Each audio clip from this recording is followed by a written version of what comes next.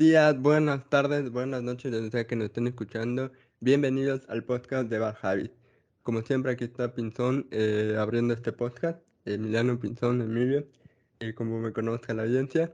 Y estoy aquí con mi compañero José Colorado, como le digan. Y Richie, lamentablemente, para no perder la costumbre, no puedo estar aquí por problemas, por asuntos en tu casa, que pues, está muy bien. Manda saludos. Capaz dijo que tal vez se metería más adelante, pero mm, no lo esperaría. Y es algo muy curioso, José. Richie siempre Hay se nos que, escapa. Tenemos que hablar ajá, sobre hay que elecciones. decir la verdad, loco. Hay que decir la verdad. El Ricky ya está casado y tiene responsabilidades con su gato. Eso es mucho, muy Es un papá de importante. un Michi. Es un papá más responsable de un Michi, así que. Tenemos que ser honestos. Es un papá muy responsable, Michi, así que así es como es. Pero bueno, hoy tenemos un episodio muy especial porque cuando estaba diciembre del año pasado y vi qué temas podríamos hablar para este año en el podcast, vi que se venían unas lecciones muy importantes para la región. Y lo digo porque este país por lo general es el más grande de la región, es el más pesado económicamente.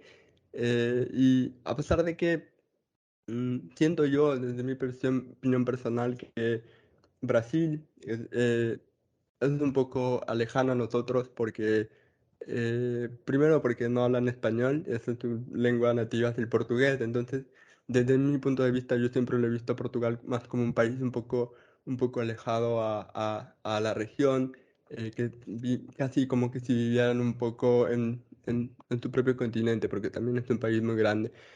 Pero siempre me interesó muchísimo hablar sobre este país, así que hoy tenemos una gran invitada para hablar de las elecciones de Brasil que se vienen, pues el domingo 2 de octubre tuvieron elecciones por la primera vuelta, una elección un poco más apretada de lo que esperaríamos, pero esto es de lo que vamos a hablar hoy, así que bienvenida Ana.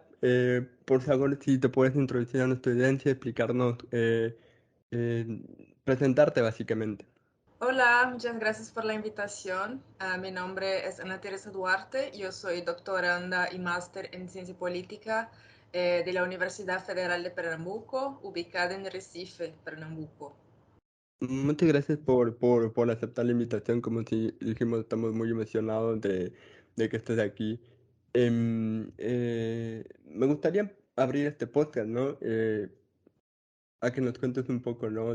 Porque como dije, muchas veces sentimos que estamos muy alejados de Brasil y no conocemos mucho de su realidad política ni de su historia. Creo que lo más común que sabemos es que fueron como gran parte de los países americanos, fueron parte de la Operación Cóndor, que tuvieron un estado militar bastante fuerte.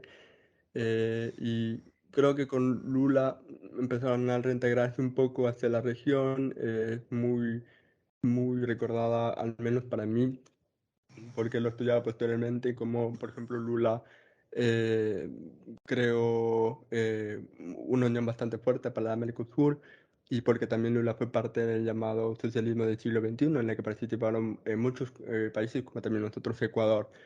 Entonces, quisiera que me explicaras un poco de la historia reciente de Brasil, porque también Brasil es una de las democracias más jóvenes de la América Latina, entre comillas, ¿no? Porque salió de la dictadura militar en una temprana bastante tardía, por los años 80, tuvo una de las dictaduras militares también un poco más largas, ¿no? Entonces, explícame un poco cómo ha sido la historia reciente de Brasil desde después digamos, desde la dictadura militar y después, y cómo llega Lula y cómo llega Bolsonaro después, ¿no? Gracias. Claro, bueno, como ya dijo Emilio, Brasil fue uno de los países afectados por las dictaduras en las décadas de 60, 70 hasta la década de 80. El periodo dictatorial en Brasil fue de 64 hasta el 85 y las primeras elecciones directas fueron en 89 y en esas primeras elecciones directas, las primeras del periodo de redemocratización, ya era candidato Lula. Lula fue candidato y se enfrentó a un oponente neoliberal que tenía rasgos populistas de derecha, que era Fernando Collor, y bueno, perdió Lula, ganó Collor. En las elecciones siguientes, Lula se candidató nuevamente en las elecciones de 94, las elecciones de 98, y su candidato era de centro derecha, que era Fernando Henrique Cardoso, y Fernando Henrique Cardoso le ganó a Lula en esas dos elecciones y en primera vuelta. Fue el único presidente que ganó elecciones en primera vuelta, fue ese Fernando Henrique Cardoso contra Lula. Y bueno, y en 2002, una vez más Lula se presenta, entonces Lula se presenta siempre desde la redemocratización.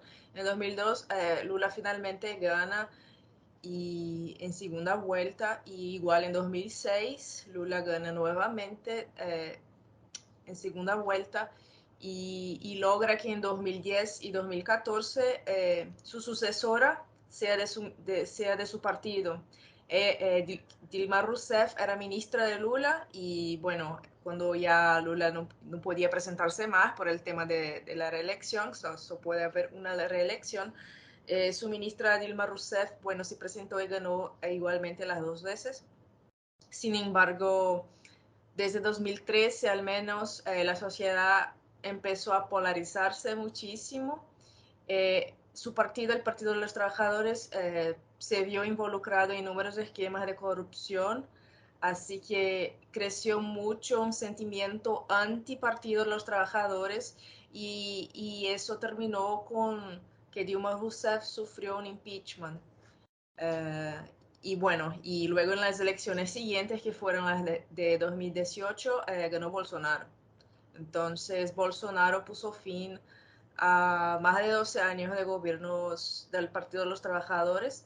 Ese es el momento más polarizado de la sociedad desde la redemocratización y son en esos momentos justamente de mucha crisis económica, crisis social, que la sociedad está muy polarizada, que son los momentos ideales para que surjan un líder con esas características carismáticas, que se presenta como alguien, como la única persona capaz de salvar al país, y eso sumado a ese sentimiento antipartido de los trabajadores que estaba involucrado en los escándalos de corrupción. Incluso Lula fue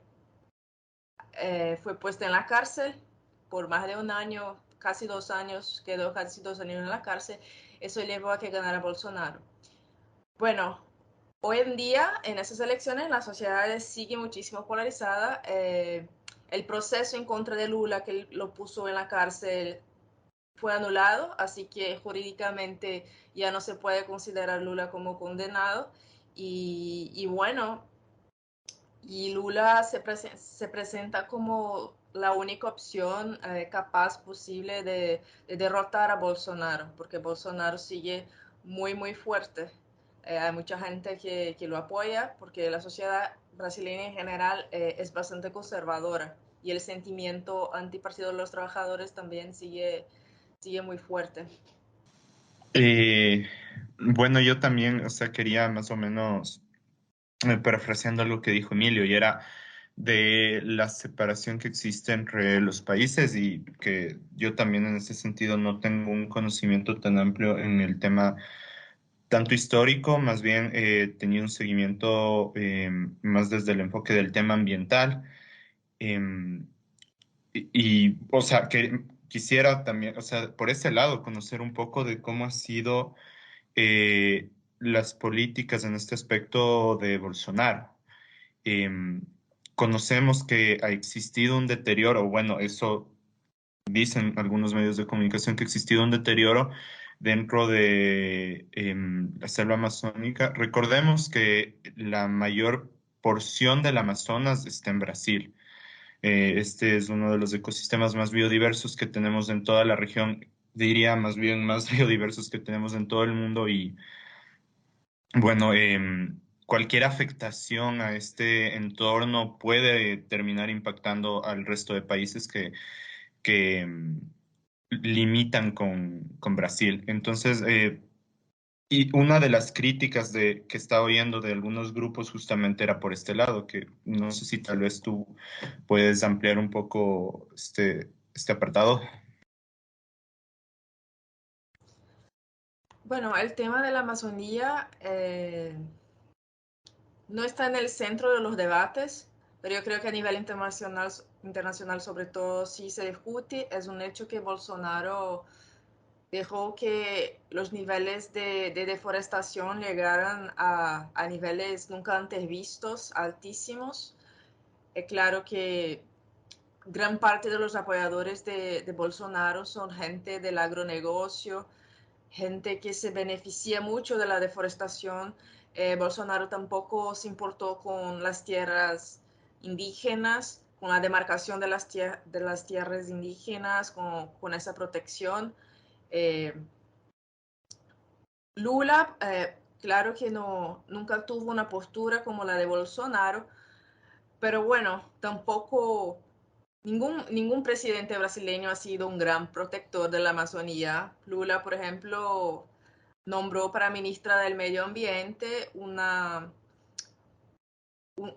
gran empresaria del agronegocio, una gran responsable de deforestación, por ejemplo. Lula nombró como ministra del Medio Ambiente.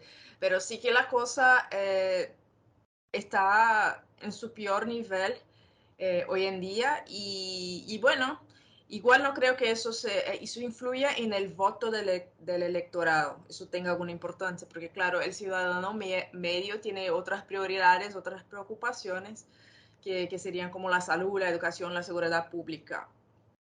Entonces, bueno, sería más o menos eso. Bolsonaro incluso también dejó de firmar algunos acuerdos internacionales de protección al medio ambiente, como Escazú, creo, no me acuerdo, hay un acuerdo de medio ambiente que tiene más o menos un nombre así y que prácticamente Brasil es el país que todavía no ha como firmado implementado ese acuerdo. Entonces, en términos de medio ambiente, sí que hubo una peora significativa.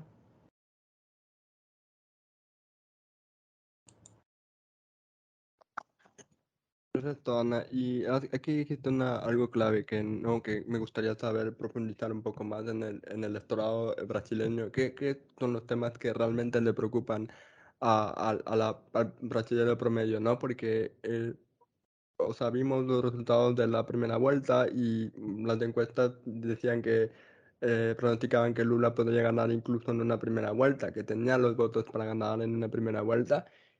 Sin embargo, acabó súper apretado. Es más, por la mayoría del recuento de votos, Bolsonaro lideró la votación, ¿no? Y después Lula, en el último tramo, remontó y se quedó con la elección por muy poco.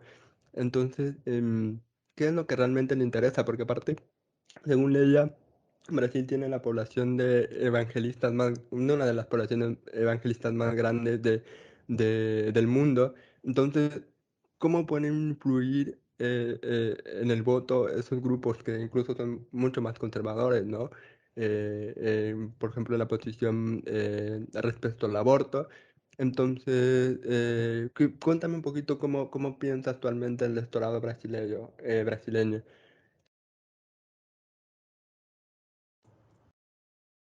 Bueno, según encuestas de opinión, las principales preocupaciones del elector brasileño promedio sería la salud y la educación. Sin embargo, una elección tan polarizada así, eh, la gente tiene como la gente es muy pasional. Entonces, es una elección que puede simbolizar conservadurismo, progresismo o mismo democracia, autoritarismo. Entonces, la gente va a votar sobre todo según su identificación en relación a los valores. Y bueno, y Bolsonaro tiene el apoyo de la mayoría de los evangélicos. Eh, los evangélicos fueron fundamentales para que se eligiera en 2018. Los pastores en los púlpitos de las iglesias evangélicas siempre hacen propaganda favorable a Bolsonaro y los fieles, bueno, creen en sus pastores y sí, que apoyan a Bolsonaro. Y igual tiene los mismos valores conservadores de Bolsonaro. Ese conservadurismo de la sociedad brasileña yo diría que está muy bien reflejado en el legislativo, en la nueva legislatura que se eligió también ese domingo, que se votó no solo para presidente, pero para diputados y senadores también. Es una de las legislaturas más conservadoras de la historia de Brasil. El partido de Bolsonaro, que es un partido que se llama Partido Liberal, pero es súper conservador, logró ganar 99 de los 513 escaños de la Cámara Baja y los demás escaños de la Cámara Baja están mayoritariamente en manos de partidos de derecha y de derecha conservadora, de derecha radical, porque una de las consecuencias de esa alta polarización es que hoy en día en Brasil prácticamente ya no hay centro derecha. Entonces, la mayor parte de la derecha que se eligió ahí en Brasil es una derecha muy conservadora, muy radical. Eso es un reflejo bien claro de la situación de la sociedad brasileña actual. Pautas como el aborto, como decía Emilio, muy difícilmente, para no decir imposible, que van a ser aprobadas o mismo van a ser discutidas en una legislatura así. Y claro, bueno, si Lula logra ganar, va a tener muchísima dificultad de gobernabilidad con, con un legislativo así tan de derecha y tan conservador. Entonces, aunque gane, el país todavía va a tener que superar muchos obstáculos por el tema de la gobernabilidad. En esta línea en particular, sobre el tema de gobernabilidad, es otro punto que también quería hablar. Nosotros hemos visto en estos últimos 2 años que tenemos del podcast, coincidencialmente, muchos cambios en el rumbo político de los países. La mayoría de ellos con el llamado efecto péndulo, o sea, pasamos de un partido que es mucho más de izquierda a un partido más conservador, o de un partido conservador a un partido más de izquierda. Este fenómeno lo vamos viendo desde las elecciones de Argentina, realmente un poco antes de que comenzáramos el podcast. Y lo que se ha evidenciado es que existe un malestar pese al cambio. Eh, Tenemos el caso de Chile, que hubo una protesta bastante fuerte, se buscaba este cambio, se dio este cambio, pero vemos que el apoyo al electo presidente cada vez se acaba. Lo mismo sucede en Colombia, pero paralelamente lo mismo sucede en Ecuador, que fue un país que, bueno, muchos van a discutir esto porque Moreno fue un híbrido bastante raro y fue un meme.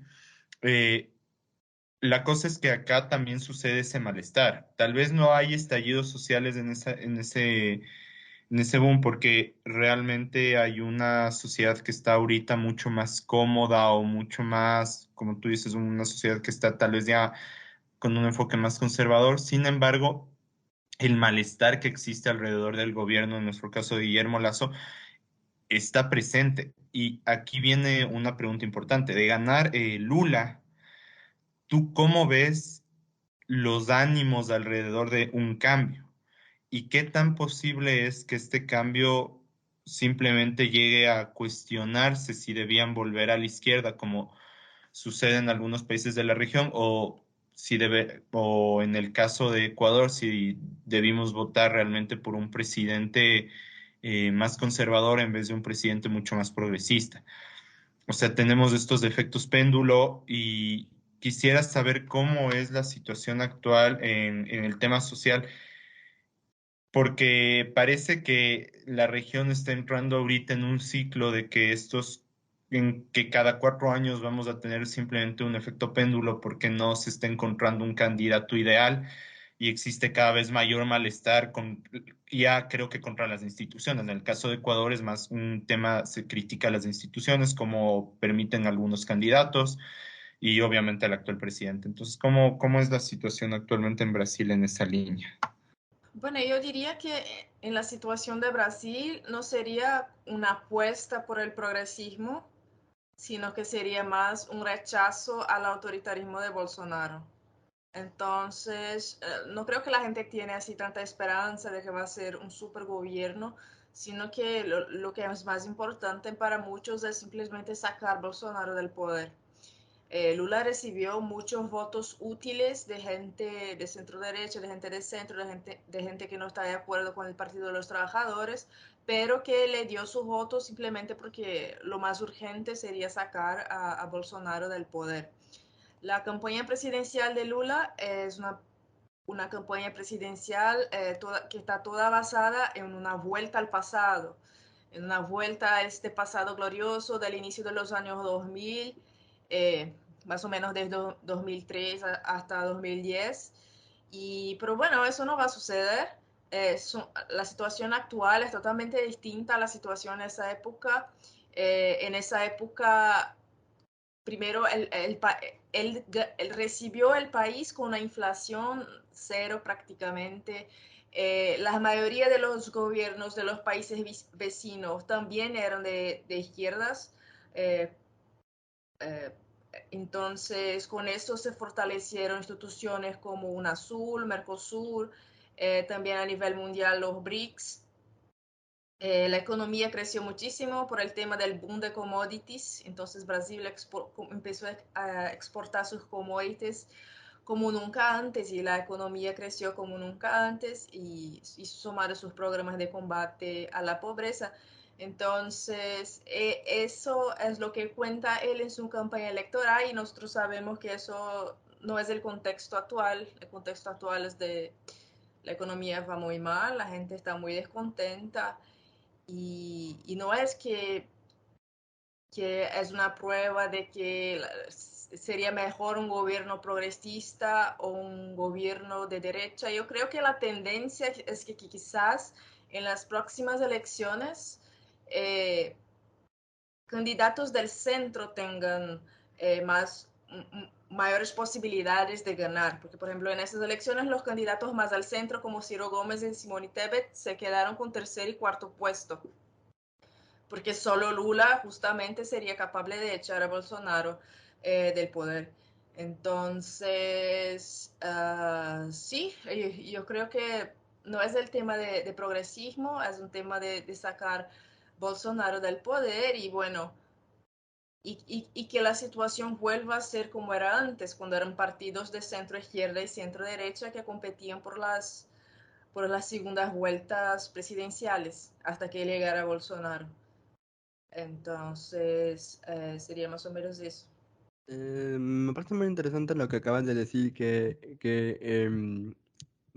sientes que tomaron una posición más de rechazo hacia Bolsonaro que una posición de apoyo a Lula, porque uno ve desde el exterior y dice Lula todavía es bastante querido por todo lo que hizo, como tú dices, todo por lo que impidió en los 2000. em, y porque aparte, para quienes no saben, Lula estuvo sentenciada por los cargos por algunos cargos por corrupción. Me gustaría que también amplíes un poco en eso. Pero siento que también los cargos más grandes de toda la corrupción que, por ejemplo, hubo con Odebrecht, que es muy sabido que no solo afectó a Brasil, sino afectó a muchos países de la región.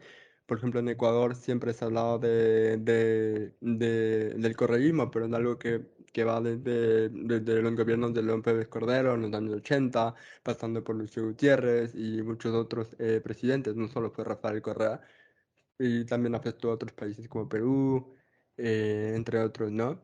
Eh, pero siento que todos esos cargos de corrupción han reflejado más en Dilma, por ejemplo, ¿no?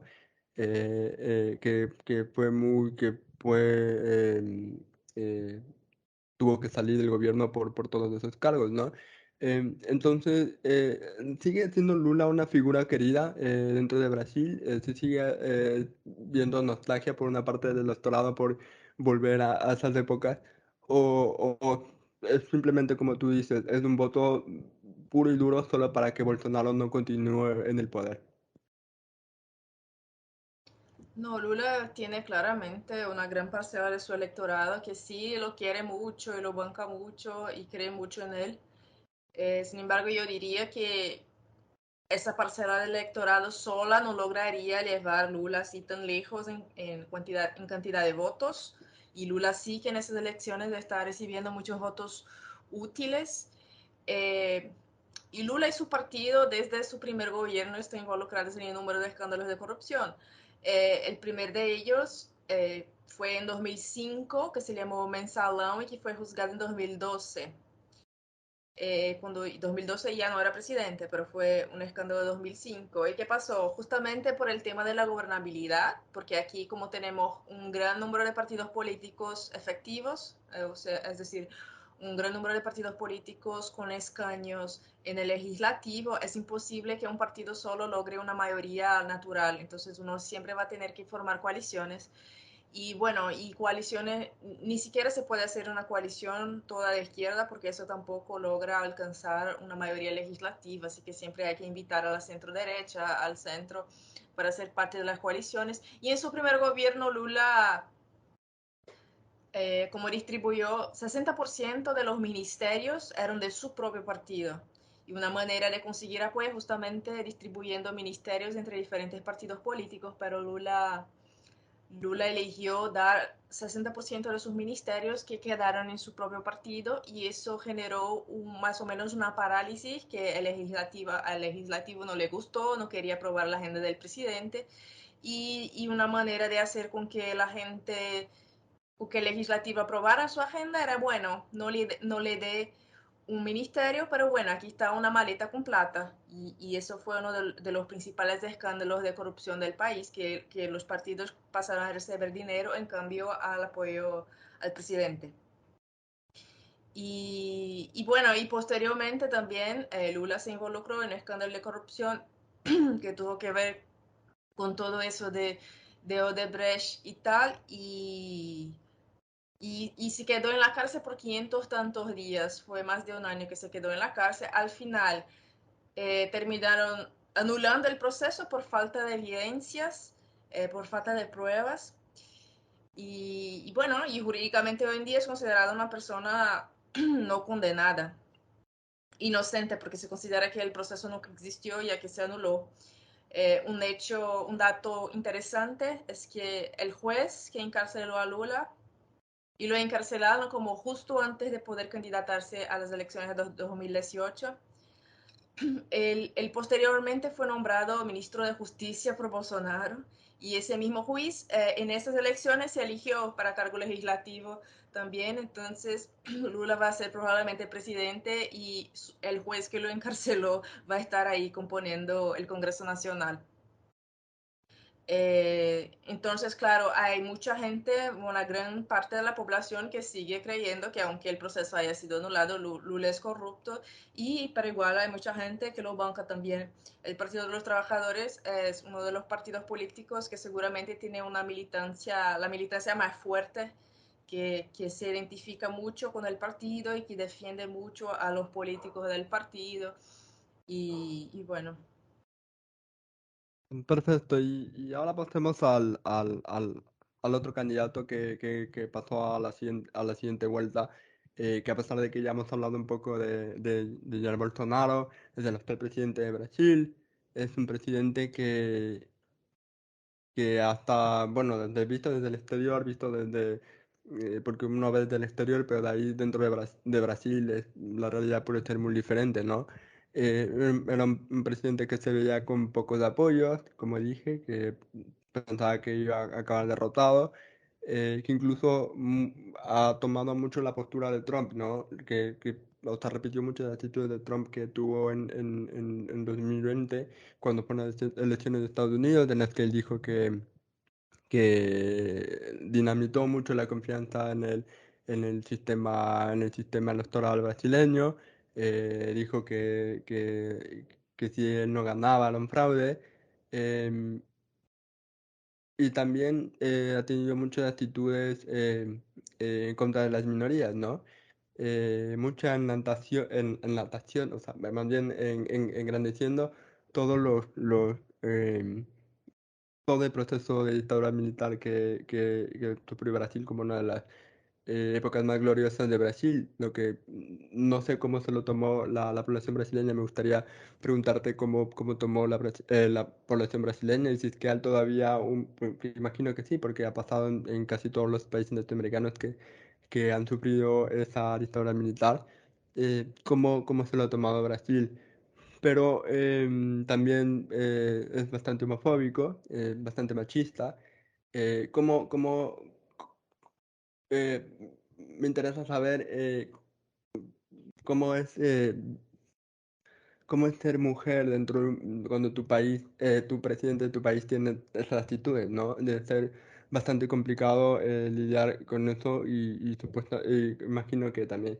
Y porque me interesa mucho, porque no sé qué tanto te gusta el deporte, porque sé que en Brasil el fútbol es como que una religión. Pero algo que me llamó la atención mucho es que, por ejemplo, durante la dictadura militar de los 60-70, cuando Brasil era prácticamente una potencia, eh, Pelé, por ejemplo, confraternizaba mucho con la dictadura militar. No sé si es que obligado, no pude encontrar relativamente mucha información, pero ahora, por ejemplo, la primera semana antes de las elecciones fue muy comentado como el jugador insignia de la selección brasileña dio su apoyo a Bolsonaro y siempre se ha visto una buena relación de los jugadores hacia Bolsonaro. Me gustaría saber si te cabe exactamente una razón por la que eso sucede. Bueno, todo lo que dijiste tienes razón. Eso, no sé, yo creo que por todo lo que has dicho ahora, yo creo que el elector de Bolsonaro necesita ser estudiado de una manera antropológica, por la psicología, porque sí, en realidad, desde que era diputado, por ejemplo, cuando Dilma sufrió impeachment, Bolsonaro era diputado federal y los votos de los diputados y senadores fueron abiertos y televisionados por la televisión pública, así que cada diputado decía si era a favor o contra el impeachment y lo justificaba muy brevemente. Y Bolsonaro dijo que era favorable al impeachment y que lo dedicaba al coronel Alberto Ustra, o Brillante Ustra, algo así, Ustra era el apellido, y que fue uno de los torturadores de Dilma Rousseff en la época de la dictadura. Y bueno, eso en países como Argentina, por ejemplo, eso sería inaceptable por la mayor parte de la población, sea de izquierda o de derecha. Ellos tienen una memoria histórica muy fuerte. Ellos juzgaron a los torturadores de esa época. Aquí en Brasil, por otro lado, la población no tiene mucha memoria histórica. Nosotros no juzgamos ninguno de los torturadores, todo el contrario, anistiamos todos y lo que parece es que a la mayor parte de la gente ese tipo de cosas no le importa mucho. Cuando era diputado también dijo una de sus principales frases homófobas, misóginas. Dijo, por ejemplo, que a las mujeres se les debía pagar menos porque se quedan embarazadas. Dijo, por ejemplo, que él prefería tener un hijo ladrón que un hijo gay. eh, que es, una periodista le preguntó qué haría si uno de sus hijos, porque tiene 4 hijos y todos también tienen cargos públicos, son políticos. ¿Qué haría si uno de sus hijos enamorara a una persona afrodescendiente, negra? Y él dijo, no, que eso jamás sucedería porque le dio educación a sus hijos. Y en la TG siempre asumió que era favorable a la tortura, y a los votantes del Partido de los Trabajadores se les debería disparar, se les debería matar, discursando para su militancia en campaña. Entonces es una persona muy violenta que no le importa nada los derechos humanos y no los esconde. En la pandemia manejó muy mal la pandemia, dijo que era solo una gripecita, así como Trump, así como mencionó Emilio, eh, aparecía en la tele como interpretando una persona que se estaba sufocando, como de broma.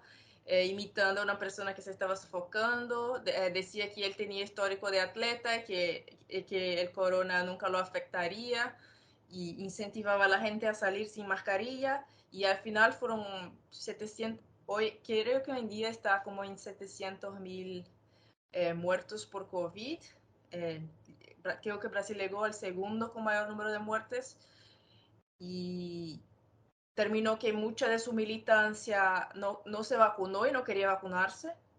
Yo personalmente conozco mucha gente que murió simplemente porque ideológicamente no quiso vacunarse.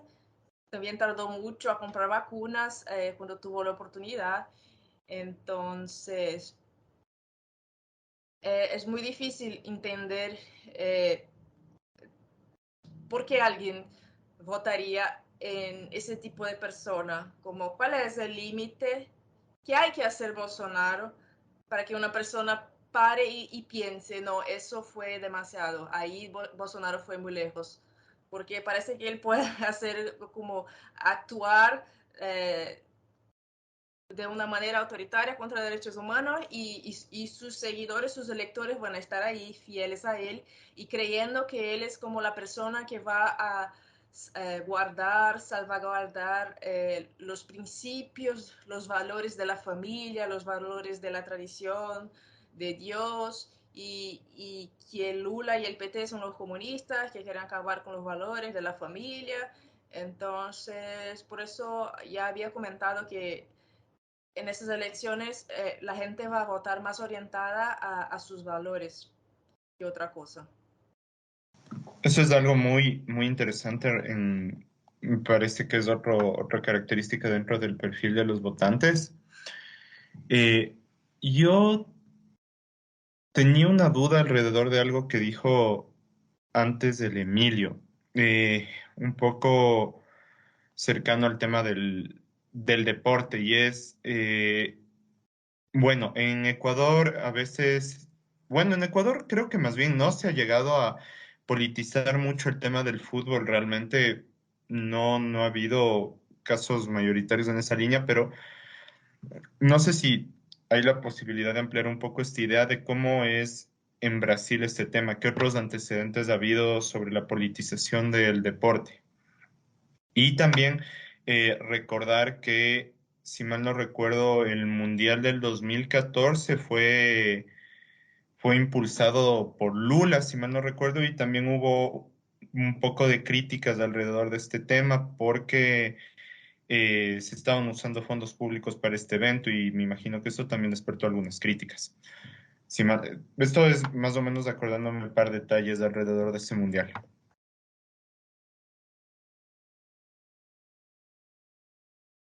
Bueno, yo no tengo así como mucho conocimiento de ese tema de deporte, sobre todo en la década del 70, por ejemplo, cuando jugaba Pelé.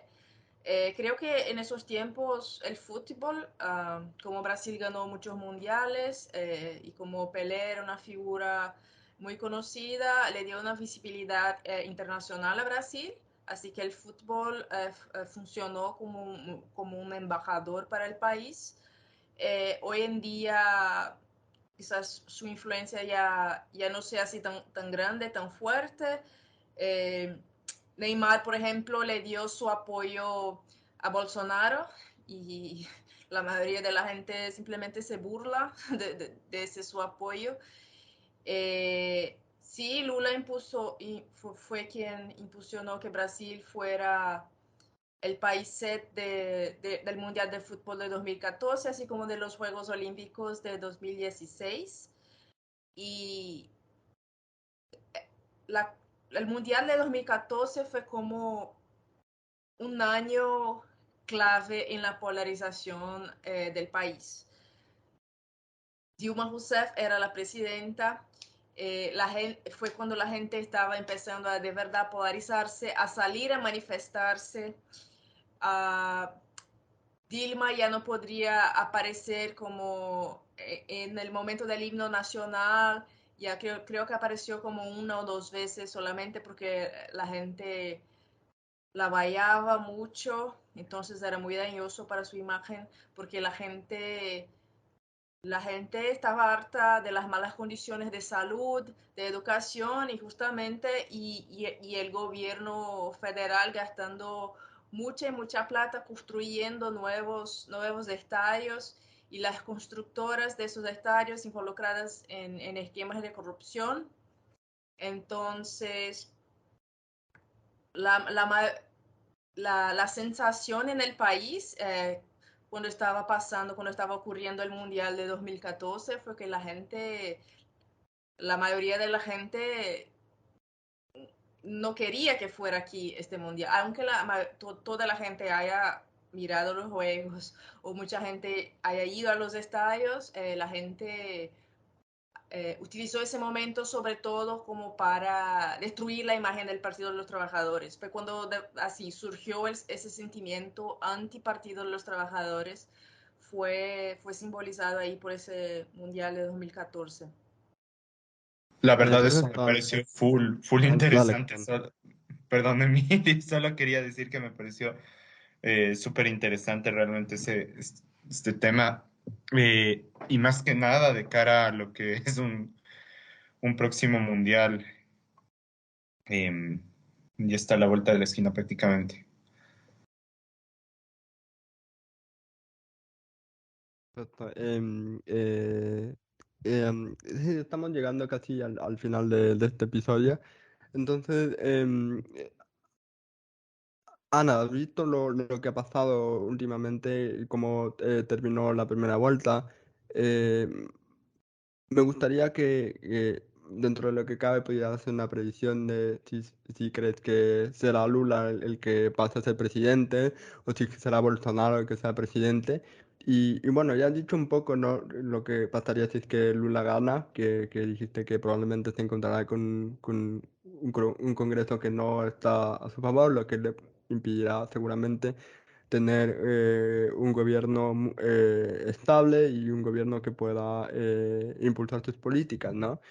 Pero algo que me llamó muchísimo la atención, que no hemos mencionado tampoco, es que Bolsonaro dijo que si es que él perdería las elecciones, a pesar de que no lo ha dicho directamente, impulsaría un golpe de Estado, tal como pasó en Estados Unidos en el famoso 6 de enero de 2021, cuando simpatizantes de Trump intentaron asaltar el Capitolio. Pero estoy seguro que en Brasil eso podría ser un poco más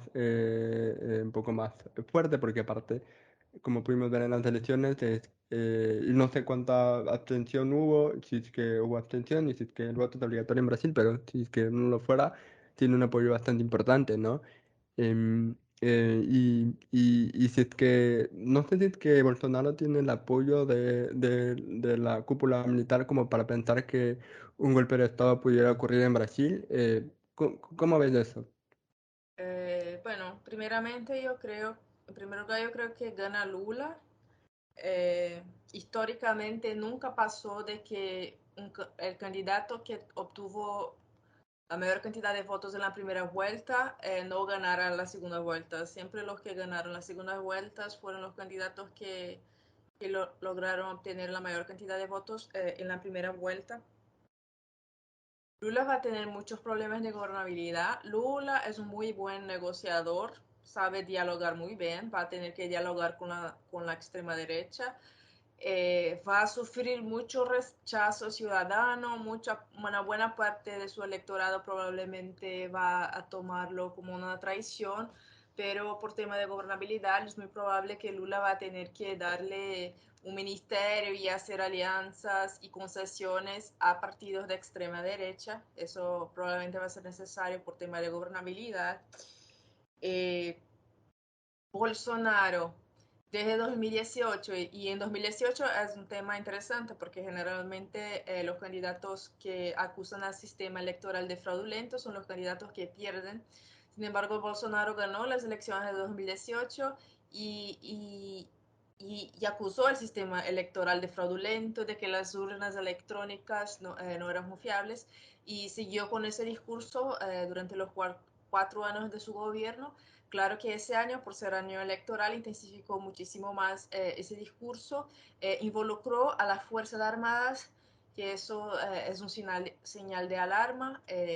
bueno, su vicepresidente era general, su actual vicepresidente es general, muchos de los ministros de defensa y alrededor de 6.000 funcionarios de la administración directa ahí de su gobierno eran militares. Y bueno, y ese año junto a las Fuerzas Armadas envió un relatorio al Tribunal Superior Electoral cuestionando, haciéndole algunas preguntas sobre testes, sobre la confiabilidad de las urnas electrónicas y el Tribunal Superior Electoral les contestó punto por punto y explicándole que sí eran confiables y dándole las justificativas.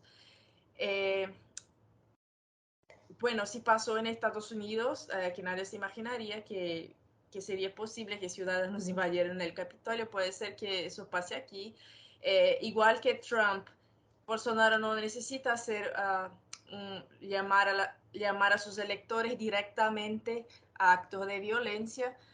Sus electores ya son naturalmente así más violentos, no va a tener mucho esfuerzo, no iba a tener mucho esfuerzo Bolsonaro para hacer con que sus seguidores se comporten y tomen actitudes violentas.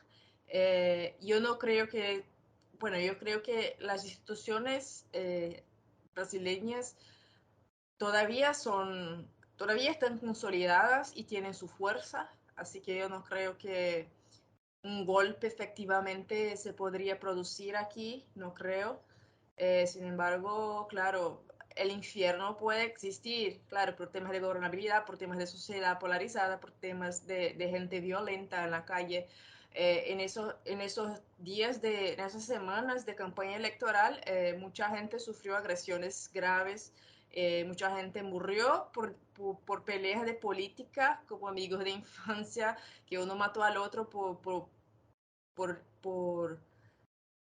por litigios, por peleas en torno a política, algo que no solía pasar en otras campañas electorales. Yo diría que ni en la primera campaña de Bolsonaro pasó tantos casos así como ahora en 2022.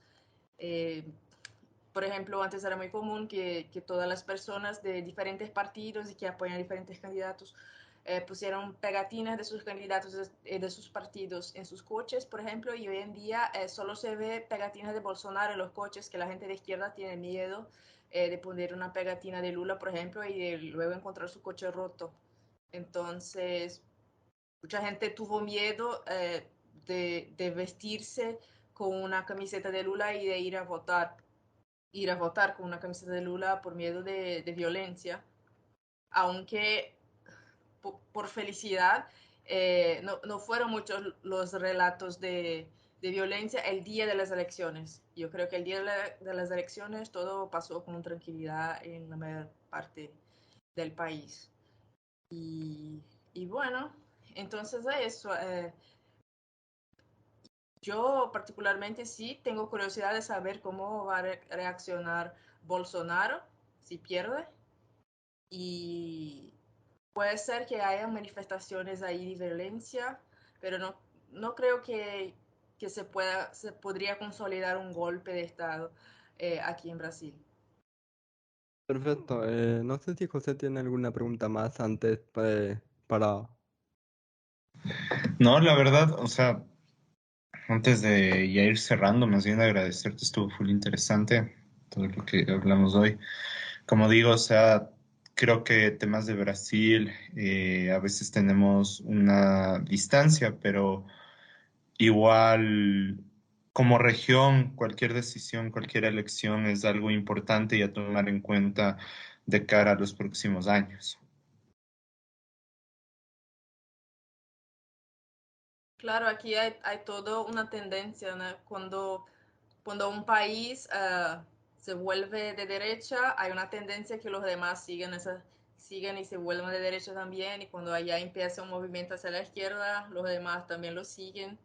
Y Sí, justamente, justo eso hablábamos del otro día con el Emilio, que es como que Ecuador siempre es como el que no adapta el cambio, se porta más lento en ese tipo de cosas de que debía ser. Y vamos a terminar, creo que siendo con Uruguay y Paraguay, al menos a nivel de América del Sur, los únicos países con un presidente de derecha. Pero bueno, Uruguay siempre tiene una tendencia mucho más al centro, sea del lado que sea, creo que es un poco más centro. Y Paraguay también está pasando por una situación bastante similar a la de Ecuador en temas de seguridad y demás. Bueno, Uruguay es siempre el país, es la Suiza de América del Sur, es siempre el país más estable. Sí, o sea, cambie quien cambie el presidente, llegue el presidente que llegue, va a tener un país relativamente estable y creo que una ruta muy marcada en la cual es difícil que se pierdan, muy diferente al resto, realmente. Perfecto, entonces, ya para ir cerrando este episodio, Ana, te quería comentar que nosotros tenemos una pequeña tradición desde la temporada pasada, que generalmente para distensionar un poco y relajarnos, hacemos una pregunta random para que no tenga nada que ver con el tema. Entonces, como eres de Brasil, a mí siempre me interesaba porque cuando estábamos en el colegio nos hicieron ver es la película más famosa de Brasil, que se llama Ciudad de Dios. Y no sé si la has visto, pero estuve, estuve en un bar brasilero el fin de semana pasado y con unos cineastas y ellos me dijeron que era una película que está extremadamente sobrevalorada y que no habla muy bien de Brasil, ¿no? Entonces, ¿cuál es tu opinión sobre Ciudad de Dios? Sobre Ciudad de Dios, hace tanto tiempo que la vi, pero así, de lo que me acuerdo, yo creo que sí es una película que retrata muy bien la situación y el día a día y la vida de la gente que vive en las favelas de Río de la gente que vive en las favelas. No sé si has visto otra película que también quedó bastante famosa, que es Tropa de Élite, que ella ganó muchos premios internacionales. Es una película creo que desde 2007, 2008 y que trata de la policía de élite de Brasil que invade a la favela y que actúa con mucha brutalidad contra la gente en las favelas y es esa policía la que logra entrar en los que se llaman morros, que serían como unas montañas donde están las favelas y, y, y, y bueno, y torturan a los traficantes y hacen todo eso. Y es una película que también retrata la realidad. Incluso muchos de los policías del verdadero Bob, dicen que esa película, que ya es muy violenta, que ya te impresiona mucho, que la realidad es mucho más cruel y mucho más dura de la que retratan en esa película.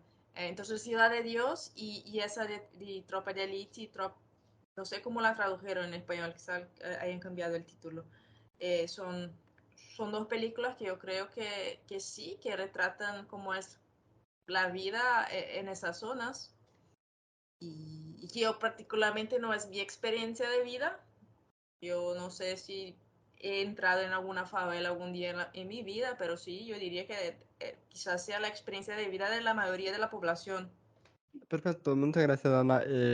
Ya está que nos queda agradecerte, muchas gracias por haber venido, es un honor haberte tenido por acá, tocando un tema que realmente siempre quisimos hacerlo porque medio nos hicimos una promesa en este podcast de intentar cubrir todas las elecciones de nuestros países sudamericanos, porque nosotros sentimos, siempre que hablamos con alguien de otro país, porque nos ha pasado con Perú, Chile, Colombia, que sentimos que tenemos muchas similitudes, ¿no? Somos de países diferentes, pero tenemos muchas similitudes, nos parecemos mucho en muchas cosas, ¿no? No somos tan diferentes como cuando yo decía que muchas veces sentimos que Brasil no es parte del continente porque hablan otro idioma, porque no parece que quisieran tener alguna relación con nosotros.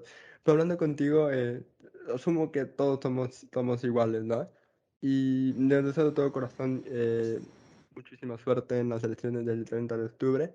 porque estoy seguro que la necesitan, más bien la necesitamos todos nosotros porque después del golpe que hemos sufrido con las últimas elecciones en Italia, que han elegido a un gobierno de extrema derecha, nos vendría muy bien que gane un candidato que no sea Bolsonaro. Sí, no es muy ideal que sea Lula, pero es lo que hay por el momento.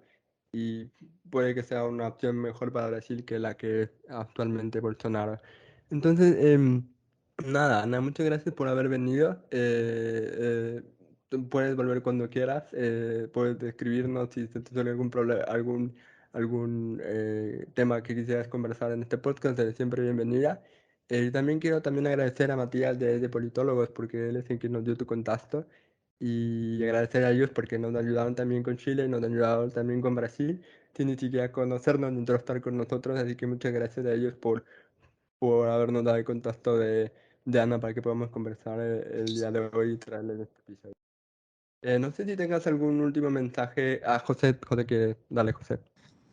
Nada, igual, unirme a los agradecimientos y sí, ese mensaje de unión de la región, creo que eso es lo que de a poco hay que ir impulsando y tal vez con estos pequeños espacios que más que nada espero que se sigan más bien replicando, eh, podamos tener un contacto mucho más cercano de otras realidades, porque al final del día creo que lo que nos queda como esta región que somos es trabajar de manera conjunta por un bienestar común y no nos está sirviendo de nada que se esté polarizando tanto el tema de la política, que aparezcan candidatos de extrema izquierda, de extrema derecha, que realmente lo que han hecho a la larga ha sido desgastar o mermar una unidad que creo que viene siendo muy necesaria a largo plazo. Y gracias. Muchas gracias, Emilio José. Fue un gusto poder practicar aquí con ustedes, hablar un poco de Brasil. Yo creo que ese sentimiento de que uno no sabe mucho de lo que pasa en los países vecinos de la región es unánime. Eh, los brasileños solo saben lo que pasa en Brasil, los argentinos lo que pasa en Argentina, los mexicanos lo que pasa en México. Y bueno, y sí tenemos muchas similitudes, muchas más de la que imaginamos. Y Ecuador, se sabía un poco más de Ecuador justamente cuando Lula y Correa estaban en el gobierno, porque eran amigos, eran todo ese tema de la patria grande. Y luego con los cambios de gobierno, ahí ya dejamos de escuchar hablar así de Ecuador. Yo espero volver a Ecuador. Yo estuve en Ecuador en octubre de 2019, así que fue una experiencia muy emocionante desde el punto de vista personal y político, que estaban habiendo muchas manifestaciones.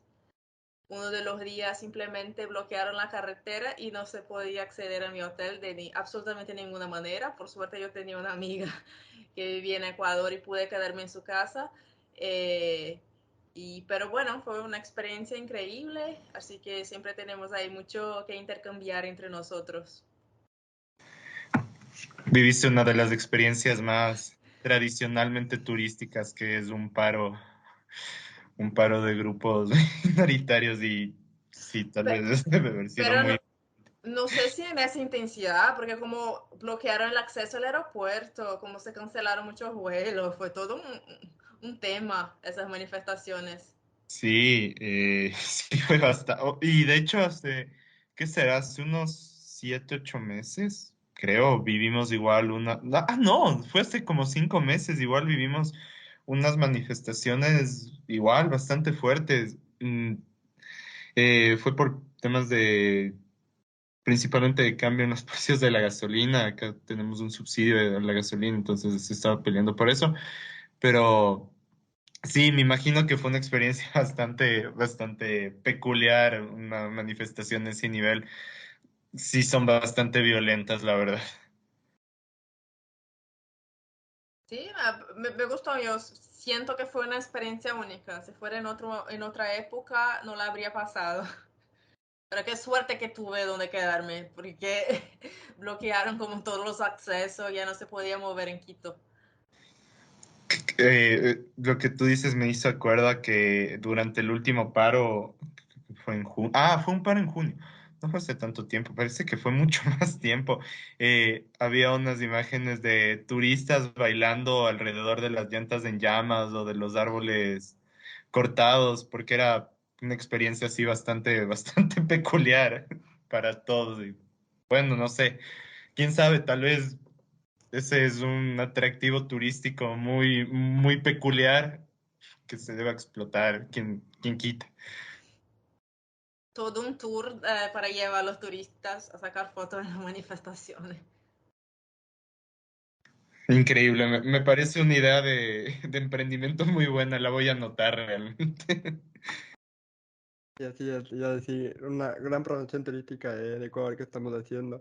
Y también es una curiosidad que estoy seguro que Correa está viendo con muchísima atención estas elecciones de Brasil, porque es un espejo para el cual mirarse rumbo a las elecciones de 2025, cuando elegimos presidente José. Siento que han pasado muchísimos años con Guillermo Lazo, no sé ya ni en qué año de su presidencia estamos. Pero, Termina en pero 2020, ajá, 2024 creo que se acaba. Sí, se ha sentido como si fueran unos 5 años, literalmente. bueno, es que a la final el que empujaba la silla de Lenin Moreno sí era Guillermo Lazo, así que creo que por eso se siente un poco más largo el gobierno de Guillermo Lazo.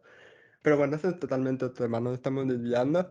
Sí, Ana, nuevamente muchas gracias por haber venido y como dije, mucha suerte para el 30 de octubre. Estaremos siguiendo con muchísima atención todo lo que pasará en Brasil y que esperemos que tengan suena muy hipócrita lo que voy a decir, pero una fiesta democrática, pero nunca es una fiesta democrática, ninguna elección. Así que sea lo que salga el candidato que ustedes necesitan. Y que, como dije anterior, espero de corazón que sea Lula, a pesar de que no es lo ideal en este momento, pero sí es una alternativa mejor que Bolsonaro. Em, a la audiencia, muchas gracias por escucharnos este segundo episodio. Estamos recordando que, como dijimos en el primer episodio, no estamos sacando todas las semanas, sino que ahora estamos sacando cada 14 días. Así que el próximo episodio saldrá en noviembre, porque esto está saliendo el 19 de octubre. Y el próximo episodio, si no está en marzo, sale en noviembre, si mis cálculos no me fallan. Pero el próximo episodio sí puedo anunciar que se tratará sobre los trabajos tóxicos. Volverá una invitada que ya conocen en el podcast. Y